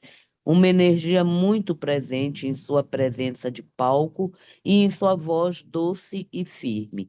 Em muitos de seus shows e discos, ela inclui cânticos, ladainhas e toques de atabaques, com profundo respeito à tradição afro-brasileira. Embora Bethânia seja iniciada como filha de Oxum, orixá das águas doces, ela é chamada de Menina de Oiá, por conta de sua força de palco, intensa, arrebatadora, com voz potente e presença firme como um vendaval. Sua forma de cantar e interpretar com emoção que atravessa e movimenta como o vento de Oiá, exemplo de devoção e resistência. Em um país marcado por preconceitos religiosos, Bethânia nunca escondeu sua fé no candomblé. Pelo contrário, ela a exalta como símbolo de identidade, resistência negra e sabedoria ancestral. Sua postura ajudou a quebrar tabus e trazer dignidade pública às religiões de matriz africanas, com uma linguagem respeitosa, poética e espiritualizada. Prêmios e reconhecimentos internacional. Grammy Latino. Vencedora do Grammy Latino de melhor álbum de música popular brasileira com Mar de Sofia, em 2007, Amor, Festa e Devoção, 2010 e Noturno, 2021. Segunda indicação ao Grammy Awards. Já foi indicada ao Grammy Internacional na categoria Best World Music Album, destacando sua força fora do Brasil. Shows aclamados no exterior. Já se apresentou em palcos prestigiados como Carnegie Hall, Nova York, Palácio de Congresso, Paris, Festival de Montreux. Oi? não, pode continuar, Cris. Suíça. Nessas apresentações, Bethânia sempre levou um repertório rico em cultura brasileira, poesia e espiritualidade, conquistando o público estrangeiro. Documentários internacionais. Sua carreira e presença artística já foram destaque em documentários exibidos na Europa, principalmente na França, onde ela tem uma base fiel de fãs. Condecorada pela França. Em 2017, foi condecorada pelo governo francês com a Ordem das Artes e Letras, uma das maiores honrarias culturais da França. Reconhecimento dado a artistas que contribuem para a cultura mundial. Relacionamento e escolha de vida. Discreta sobre a vida pessoal, Bethânia raramente falou publicamente sobre amores ou romances. Em entrevista, já afirmou que nunca sentiu necessidade de casar ou formar uma família nos moldes tradicionais. Sua vida foi dedicada à arte, espiritualidade e à liberdade, inclusive afetiva. Curiosidades. Nome inspirado em música. O nome Bethânia foi escolhido por causa da canção Maria Bethânia, de Capiba, que sua mãe adorava. Maria Bethânia, de Capiba, que sua mãe adorava. Estreia no palco foi por acaso. Ela entrou no show Opinião em 1965, de última hora, substituindo Nara Leão, e acabou se tornando um fenômeno nacional com a canção Carcará. Gosta de ficar longe dos holofotes. Apesar da fama, Bethânia raramente aparece em programas de TV e não gosta de dar entrevista. Ela preza pela privacidade e pelo mistério em torno de sua figura. Fã de poesia e literatura. Seus shows e discos trazem recitações de poetas como Fernando Pessoa, Cecília Meirelles, Clarice Lispector e outros. Ela diz que a palavra é tão importante quanto a música. Primeira mulher brasileira a vencer 1 milhão de cópias. O álbum Maricotinha ao vivo, em 2002, foi um grande sucesso, mas a marca histórica foi atingida antes com o disco Álibi, em 1978. Tem uma voz registrada. Sua voz é considerada um patrimônio artístico e há relatos de que chegou a ser registrada oficialmente como marca. Irmã de outro ícone, é irmã de Caetano Veloso, mas ambos têm trajetórias musicais bem distintas, embora tenham colaborado diversas vezes e tenham grande admiração mútua. É isso aí. Obrigado, viu, Cris? Falou. E aí, o mapa dela, deixa eu ver se estava aqui. Olha, a Cris trouxe, a Cris ou alguém colocou no chat uma particularidade sobre A sobre a Glória. Bethânia, que talvez seja interessante. Quem foi? Qual Foi a foi? Glória. Leia aí, Glória. Fui eu, que na biografia, só para completar, né, a informação, ela é iniciada em 1971 no Candomblé por mãe menininha do Gantuás Oxum, né? Aí ela orixá era filha de Oxum. E ela cultua Santa Bárbara. Então há diferenças, mas de fato ela vamos chamar com a linguagem da Umbanda, o orixá de frente dela, né, é Inhansã com Oxum. Ela reverencia os dois orixás, as duas Iabás, Inhansã e Oxum. Por isso, né, elucidando a deusa das águas doces, né? Essa era só isso, complemento. Entendi. Tá Para bom, mim, complementa muito. tá bom. Então, esse é o mapa da Maria Pode ter Bethânia, né? uma- A, a Evelyn está com o microfone ligado. Esse é o mapa da Maria Bethânia, 4 de junho, né, de 46, às 16h40. O horário ele foi confirmado, né? Tá no site no site Astrobank, não? No banco de dados. E ele tem uma classificação que é esse horário mesmo. E aí, esse é o mapa dela, né? Geminiano, né? A Mercúrio em Gêmeos, que a gente fala desse signo de Gêmeos aí. Achei bem legal o mapa. bem legal. Uma coisa, deixa eu ver se tá certo isso aqui. Esse mapa,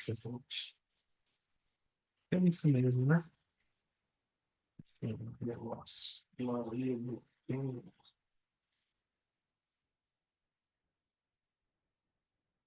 É isso mesmo. E aí, eu sempre começo olhando o mapa astral pelo ascendente, né? Mas eu faço de propósito. É um costume, acho que todo mundo que interpreta o mapa interpreta pelo ascendente, eu acho. Mas as pessoas que eu tive contato. Porque não à toa o ascendente ele é a porta de entrada e não só, né, nesse sentido de ser a casa um, mas também porque para a gente, né, é onde a gente se apropria, né, da gente mesmo, da consciência nossa, do instrumento que foi nos dado, né? Ou se a gente for pensar em outra pessoa, né, interpretando outra pessoa, a primeira coisa que nos vem é a imagem, né? E aí, voltando um pouquinho, então ela tem um sol não, um mapa que a gente vai chamar de um mapa diurno, né? Que está ali, né, na casa 7. É um mapa que tem essa representação do sol, né? O ascendente em Sagitário, né, ali a 19 graus. E esse ascendente ele recebe alguns aspectos assim que eu achei bem peculiar assim, né? Então só para a linguagem astrológica, né? Primeiro um sexto de Júpiter, um sexto um sexto de Júpiter, uma oposição do próprio Urano que está na casa 7 e está ali, né? Em conjunção com o nodo, né? Tem o nodo, né? O nodo no ascendente, né? Eu achei bem peculiar. Então, a questão do ascendente em Sagitário tem essa coisa assim da busca e da expansividade, da alegria, né, que transmite, né? E essa coisa também de uma coisa assim sacerdotal, né, que eu enxergo nela assim, também por conta desse eixo assim de uma coisa assim nesse contexto, né, religioso, né, que também tem a ver com o Sagitário, né? E eu achei bem peculiar assim. Estava arrumando aqui o horário, né? Então, uma presença inspiradora, filosófica, cheia de idealismo, né? Que tem a ver com essa questão do Sagitário. E aí, essa conjunção com o nodo que sugere, né? O nodo sul, no caso, que sugere essa sabedoria ancestral, né? É uma missão de vida ligada à imagem, né? E aí, esse Urano, né? Que desafia, né? Que tem essa oposição pedindo, né? Ou simbolizando uma ruptura, né? Com os padrões herdados, né? Então, naturalmente, essa questão disruptiva, né? De quebra de padrões e tal. Então, eu achei bem peculiar. E aí, depois disso, para não passar batido, né? Antes de falar da casa 10, então, o próprio regente do ascendente, ele tem uma importância, né? Então, sempre quando eu interpreto o mapa, eu vou olhar a posição do regente do ascendente, entendendo que ali ele não chega a ser o dispositor, assim, né? Essas linguagens astrológicas, mas a posição dele no mapa, a posição do regente do mapa tem ali uma importância. A casa onde está o regente vai dizer ali onde tem uma. Onde, eu costumo pensar que é onde começa, onde termina as coisas na vida da pessoa. Ali é uma casa que precisa, né, uma área da vida que precisa estar evidenciada na leitura. E aí depois disso, né, o próprio Júpiter, né, que é o regente, na casa 11, né? E aí quem tem Júpiter na casa 11 tem essa marca, né, de expansividade do coletivo, né? Eu costumo dizer que quem tem Júpiter na casa 11, eu brinco, né? Quem tem amigo não morre pagão, né? É uma pessoa que tem essa expansividade, essa abertura, né? Essa coisa assim, através dos grupos, né? Da sociedade, do coletivo, né? Então, esse vínculo. Mas depois disso, o que me chamou mais atenção foi esse grande trígono, né? E se vocês repararam, ela tem esse triângulo, né? No mapa, né? Que a gente vai chamar de um grande trígono, né? Que é essa triangulação entre a Lua, o Júpiter e o próprio Urano, né? Os três no elemento ar, né? Nesse sentido relacional, né? Então a gente pode pensar, né? Nessa questão da transmissão, né? Da emoção de forma né? Expansiva, libertadora, libertária, né? De forma também criativa, né? Rompendo, e, enfim, com toda essa criatividade e essa reverência que ela transmite e alcançando as massas, né? Com essa questão desse Júpiter aqui, eu achei o trígono assim, bem, eu falei assim, nossa, aqui, um grande triângulo, né? É de encher os olhos, né? Mas voltando um pouquinho para seguir, minha gata tá aqui me ajudando, atrapalhando. Mas voltando um pouquinho, e aí a casa 10, né? Que tem essa questão do trabalho, da carreira dela, que também fica evidenciada. Eu gosto de ler a casa 10 no sentido de mapa de figuras públicas, né?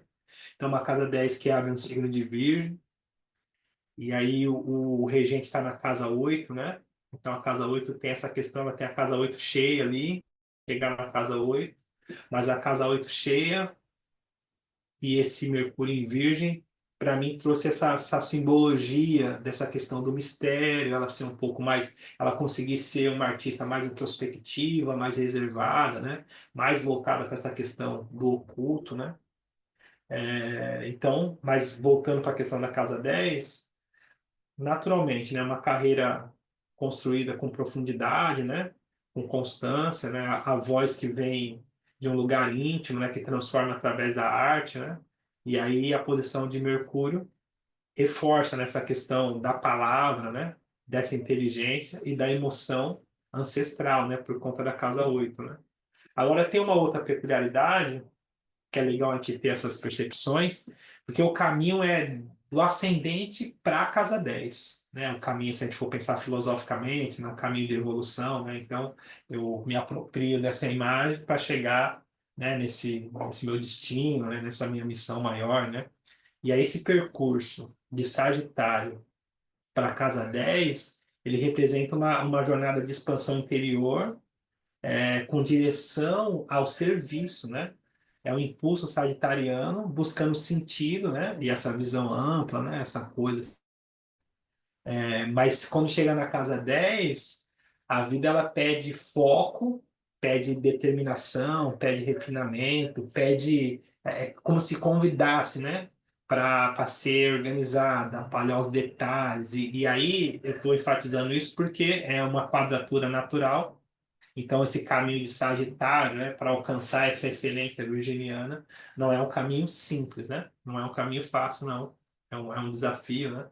Que aí, né, naturalmente, eu imagino que, eu sempre falo isso, né, mas eu imagino que para a pessoa conseguir ter uma carreira que atravessa gerações, né, ela precisa, né, não é só o que a gente vê, ela precisa de ter um braço forte, uma resistência, né, uma responsabilidade, né, tem essa peculiaridade aí, que eu achei bem, bem importante.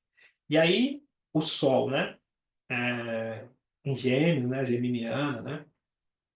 Apesar do Sol estar em Gêmeos e não estar, né, no lugar, mas tem aquela coisa, né, acho que é dignidade acidental, né? Na verdade, assim, tá forte porque tá numa casa angular, né? Então, uma casa angular, que é a casa 1, casa 4, casa 7, casa 10, são casas que têm destaque, né? Estão no ângulo, né? Então, são casas de potência, né? São casas, né, esse impulso cardinal, né, de iniciativa, né? Com essa coisa, né, de fazer as coisas acontecerem, né? E aí, nesse caso, na casa 7, né, o brilho nas trocas, né? Essa fala como expressão relacional, né? O Sol em Gêmeos na casa 7, a pessoa, além de ser uma boa intérprete, né? Gêmeos, né? Interpretar, né? Interpretar para o outro, né? Conseguir tocar o outro através da sua interpretação, né?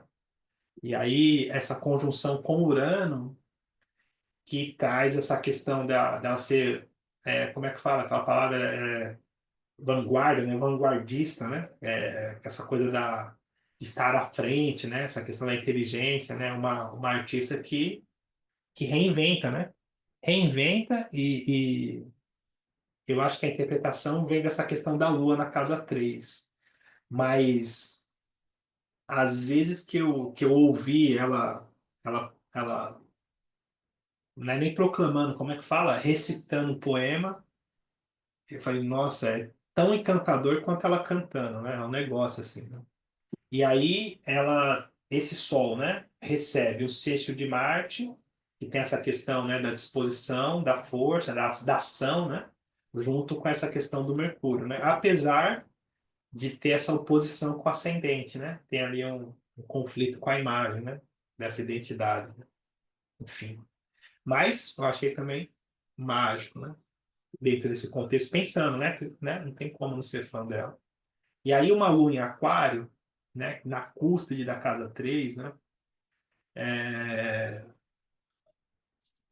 eu diria que tem uma força nesse sentido da expressão, né, dessa casa, assim, que é uma casa sucedente, a gente chama, né, mas tem uma potência, e aí principalmente porque eu já disse aqui, né, desse grande triângulo, né, entre o Júpiter e Urano, né, e também tem um trígono com o Netuno, né?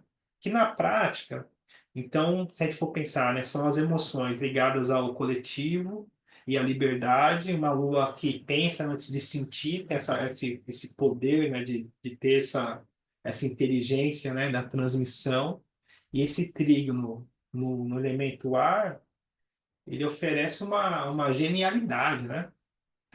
Uma genialidade, né? Criativa, né?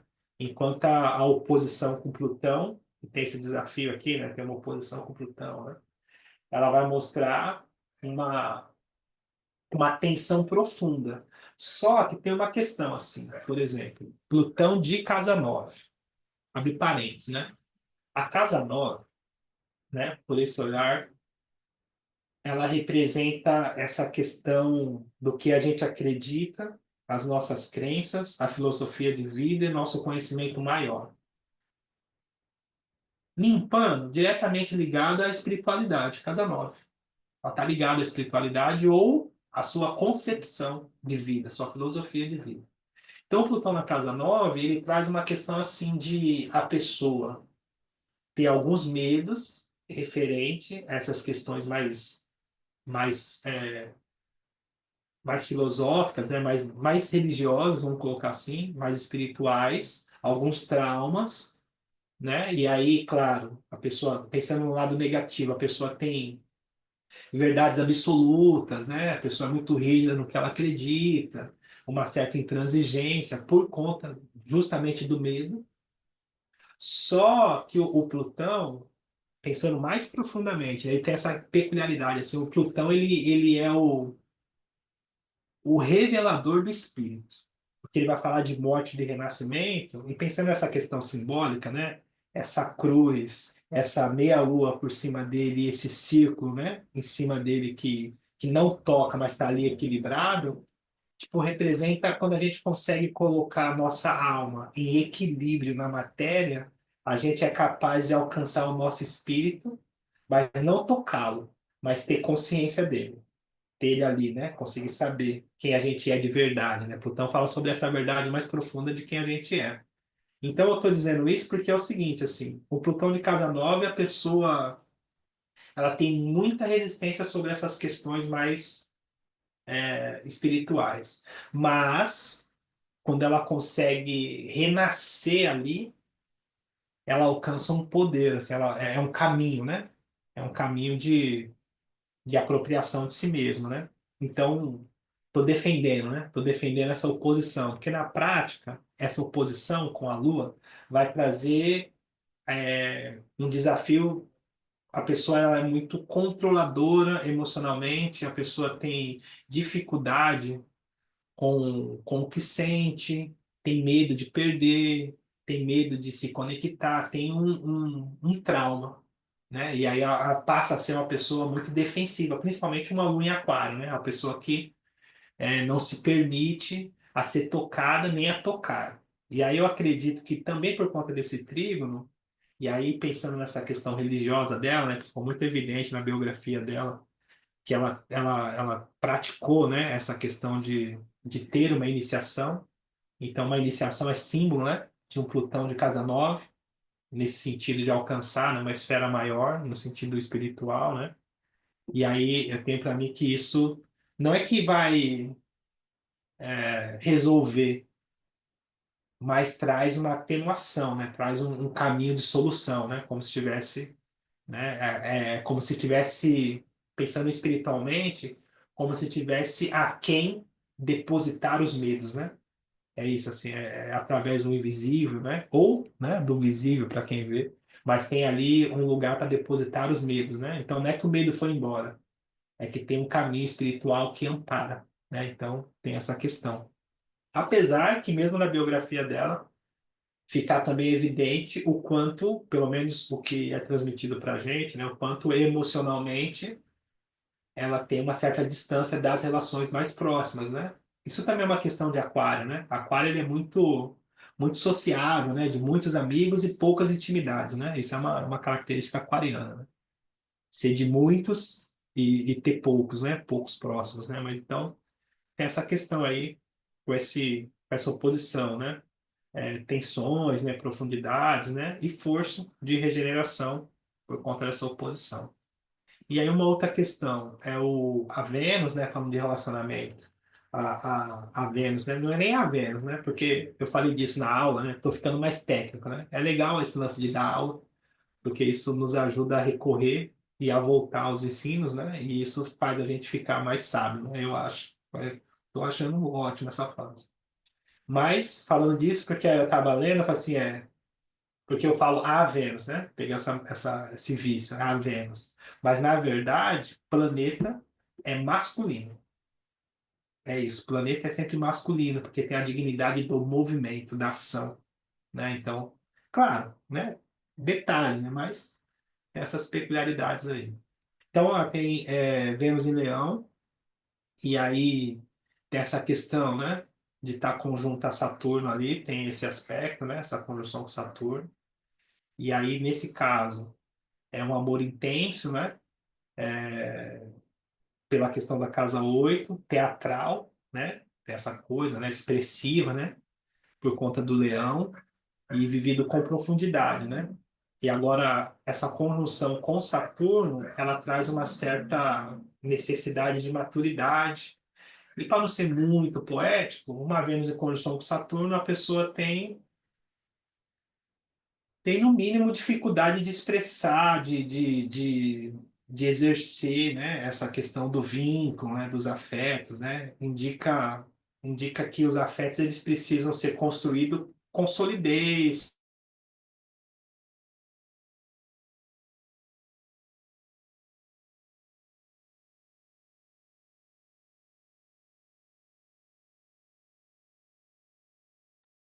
Travou. Né, que é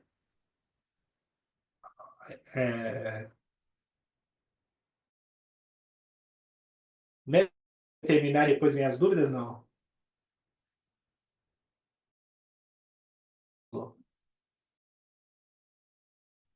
É,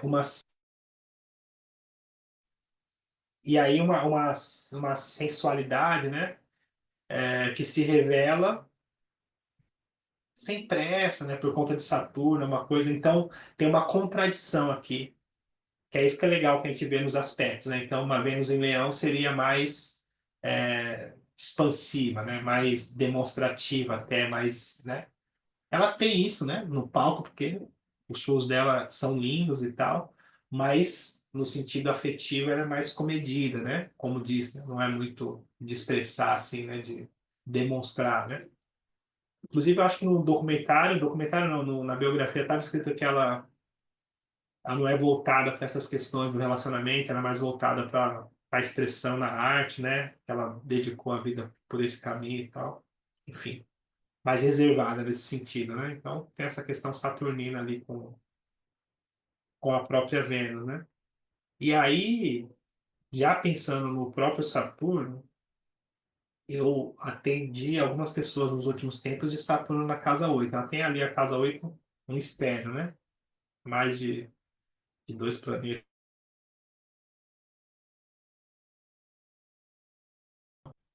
As nossas verdades mais profundas, né? É, a casa 8 é a casa mais profunda, eu acho, assim. Porque ela vai falar sobre as nossas camadas, né? E a gente tem camadas, né? Então, Saturno ali, ele vai trazer ali uma necessidade de uma responsabilidade com os próprios instintos, com as próprias verdades, com os próprios renascimentos, né? Na prática, a pessoa ela tem ali muita responsabilidade com o contato com o outro, com a intimidade. Ela entende ali que ela tem ali muito peso, né? Na relação com o outro, né? Então tem um lance assim de um caminho de sabedoria interna, né? Uma herança emocional, assim, no sentido de resiliência, de autodisciplina, né, de autobusca, né? Então, Saturno ele traz essa peculiaridade nesse sentido, né? E em Câncer, né? Em Câncer, ele traz essa coisa, um pertencimento, né? Então, é como se essa coisa da família, né, espiritual, né, trouxesse essa redenção, né, por conta da casa 8, né? Então tem uma peculiaridade aqui essa casa 8, ou, né, se a gente não pensar só nos desafios e pensar numa questão positiva, a gente pode entender ela como uma sacerdotisa, né? E aí, porque a carreira dela, ela também passa por um lugar de transmitir, além da questão musical, né? Ela transmite um ritual, né? Uma coisa que conecta nessa questão também dela assumir essa, essa o candomblé, né? Essa religiosidade dela tem muito também dessa questão da casa 8, né? Essa coragem, né?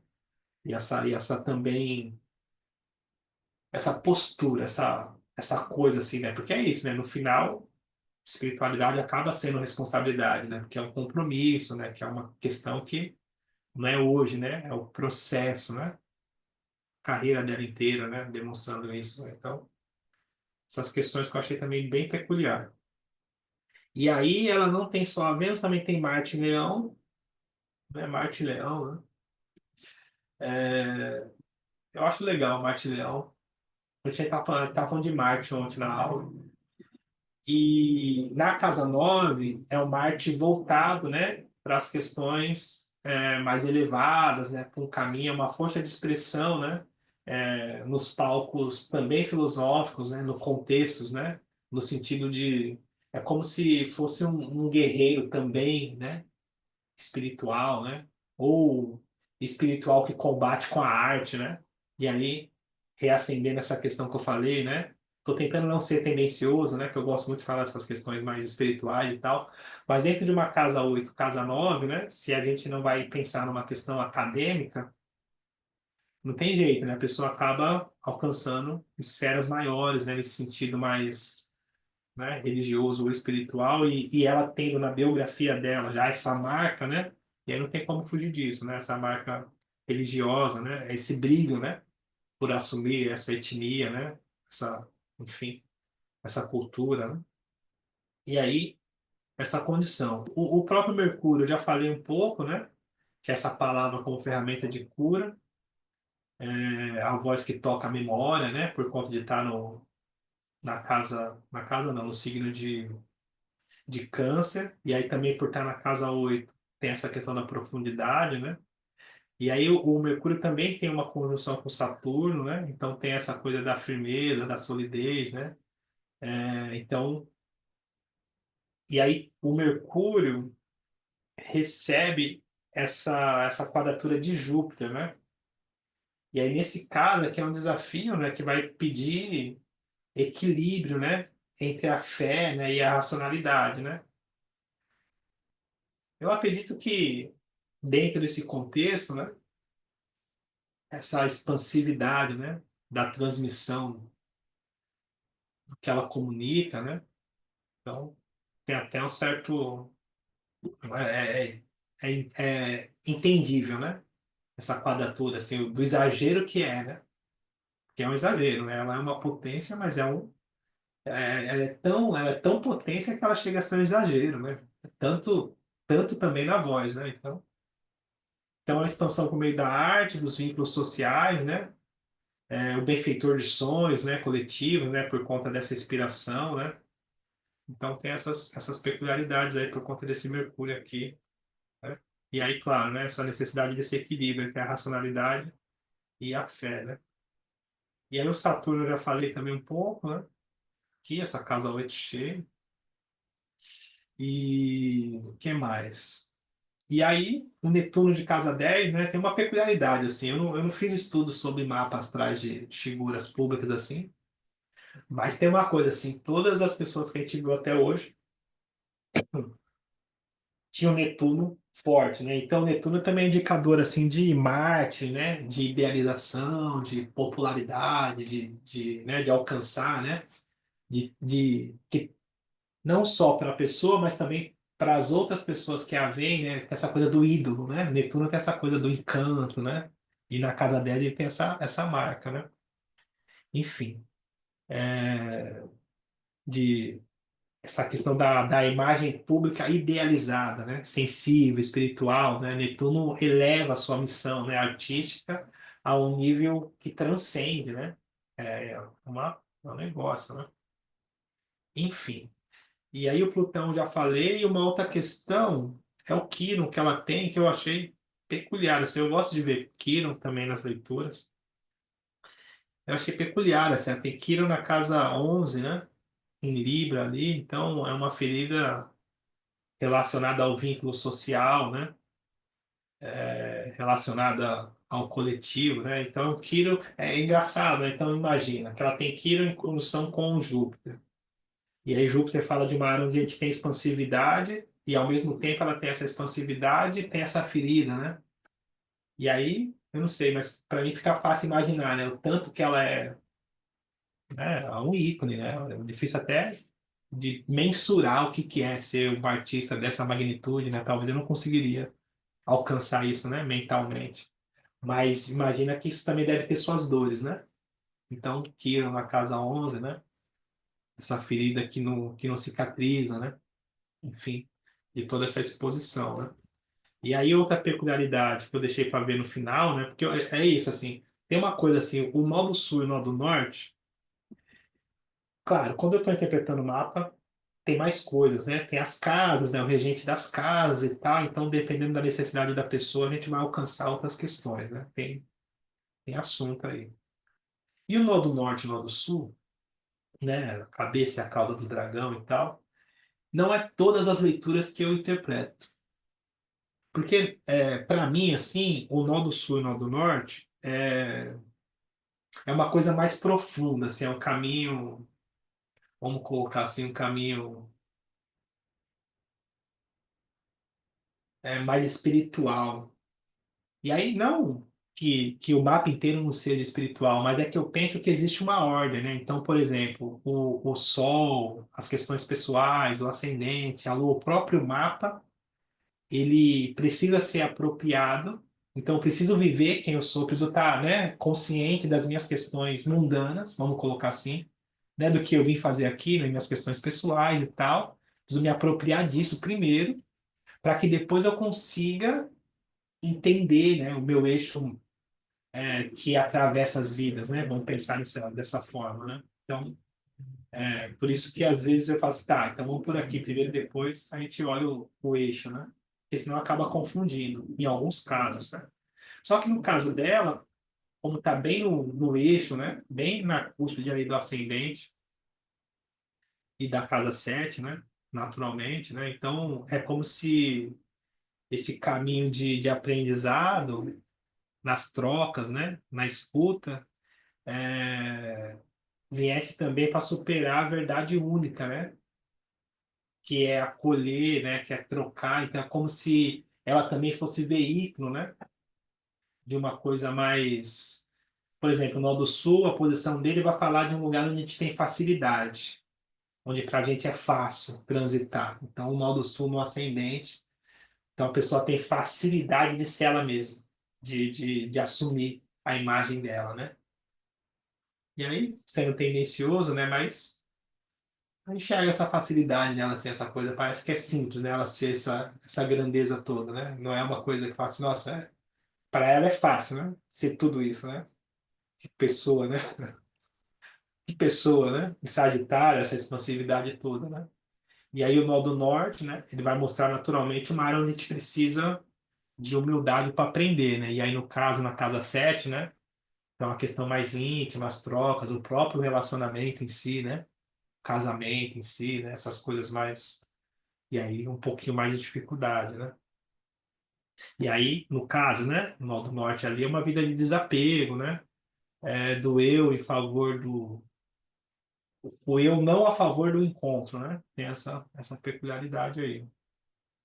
E aí é isso. Aí, se a gente for pensar, para finalizar, né? Dispositor final, o mapa dela. No final a gente vai entender que o Mercúrio ele está em certo destaque ali, apesar que ele está em Câncer, mas ele rege o próprio Sol dela, né? Rege também a casa 10, né? Então, é, né, a comunicação, a inteligência, a troca, né? A interpretação dela, essa coisa, né? Em Câncer, é o que tem destaque, né? E aí, o planeta predominante, né? Se a gente for pensar por esse caminho, a Lua, né? Porque sustenta esse grande triângulo, né? Essa coisa, essa lua aqui, né? E porque ela rege o próprio Mercúrio, né? O Mercúrio está ali, o Saturno também, regente ali, né? Tem essa troca de regência mútua, né? E,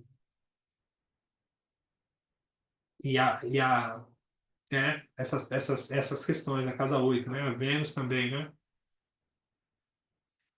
Fica uma dúvida agora, gente, esqueci. Não, a Vênus está a 0 grau de Leão. A Vênus não.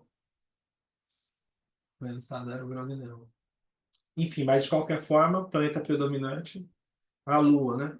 E aí, se a gente for pensar em possíveis caminhos de solução, né? Essa coisa da casa 8, né? Plutão e Saturno, Saturno em Câncer, né? É uma questão aí. Essa questão da oposição do Plutão com a Lua, que eu falei um pouco dessa coisa, né? O Plutão na 9, na verdade, né? O Saturno que está na 8. E o eixo nodal, que é essa questão do relacionamento, né? Que ela decidiu, falou assim, não, não vim para isso, né? Pelo que ela falou, então é mais íntima, né? E aí dessa questão da clássica, né? Se a gente for pensar assim, então esse Mercúrio que rege a carreira, que rege o discurso, né? Na casa 8 que mostra esse poder no invisível, né? Em Câncer, né? Essa coisa mais emotiva. E a Lua como voz do povo, né? Do coletivo, né? O Netuno pegando essa Lua, né? O próprio Urano, né? O artista sagrado, né? Tem essas questões aí, né? Enfim, acho que é isso, assim, acho que o mapa da Maria Bethânia, né? Tudo bem? O que vocês acham? Vocês têm alguma dúvida, não? Como é que vocês viram daí esse mapa da Maria Bethânia? Vocês estão ali ainda ou estão dormindo? Eu acho que ela deve ser uma pessoa muito, não sei se impositiva, não sei qual é, porque tudo isso que tu falou dessa lua em Aquário, fazendo oposição a esse Plutão, mas principalmente esse nó do norte em Gêmeos, eu sempre fico achando que é uma pessoa que tem dificuldade de ouvir o outro, né? É muito a ideia dela. E esse ascendente em Sagitário, uma fé muito certa nela mesma, mas que às vezes atrapalha, né? Porque a gente tem que escutar o outro para fazer a troca. Nem sempre nós estamos certos nas nossas ideias. Pode ser. Legal. Quem mais? Sim, o mapa confirma que ela é uma pessoa de personalidade muito forte, né? Hum, Ela sempre foi, ela nunca teve medo de se mostrar, ah, o que ela acredita, que ela gosta, sempre se posicionou. E o mapa mostra isso, né? Sim. Eu não entendi bem esse Sol oposição ascendente, que ela não. Como é que você falou? Que ela não trabalha bem com a imagem que ela tem. E esse nodo é exatamente a imagem que ela tem, ela sabe lidar com isso. Eu não entendi bem isso. Pô, Porque ficou com vontade. as pessoas são assim, né? há controvérsias dentro da pessoa, né? É isso? Sim. No caso, o nó do sul em Sagitário no ascendente, né? Vai mostrar o que ela transmite, né? Então, Uhum. o que a gente vê dela é uma pessoa que banca quem ela é, né? Tem essa potência, essa força, fala assim, isso aqui sou eu e pronto. É o que ela conhece dela, né? A força que isso Ela dá para ela. transmite a imagem que a gente consegue perceber dela. Só Uhum. que o Sol vai falar sobre essa identidade, né? Sobre Hum. quem eu sou no meu íntimo, né? A minha identidade. E aí, na casa 7 em Gêmeos, já mostra uma fragilidade, né? É como se tivesse um conflito. E aí, se a gente for pensar um Sol de casa 7 tem essa questão do relacionamento, do casamento, da parceria, né? Hum. Entende? Tem Quer essa dizer que ela vive aí uma dupla personalidade, vamos dizer. Uma é artística e a outra é particular. Porque ela tem esse Sol Urano aí que também deve dar muita coisa para ela, de autenticidade, de coisa assim. sim. Mas eu Então, estou dizendo assim, sobre essa oposição hum, que você perguntou, né? Então é como se a identidade ela tivesse em desarmonia com a imagem que eu passo, né? Então tem ali tem um ajuste interno, né? Fala assim, tá, a gente precisa se alinhar aqui, né? Tem uma tensão, né? então não dá dupla personalidade. Uma individual da vida particular interior dela e outra a vida artística. Ela não gosta de se expor porque ela não quer que os outros entendam ou saibam de particularidade, sei lá, alguma coisa do gênero. Porque É, Lua em Aquário, Sol conjunto com Urano, isso aí tudo dá um ascendente em Sagitário. Isso tudo aí dá muito ímpeto para a pessoa. sim. O Alba e ela, Oi. desde Hum. os anos, final dos anos 60, 70, numa época de enormes preconceitos, ela nunca escondeu a orientação sexual dela, né? Ela não expunha a vida dela, mas ela também não escondeu isso, nunca, né? E numa Sim, época acredito que difícil não precisa. Uhum. de, De ser né? aceito isso, né? Sim, sim. Uhum.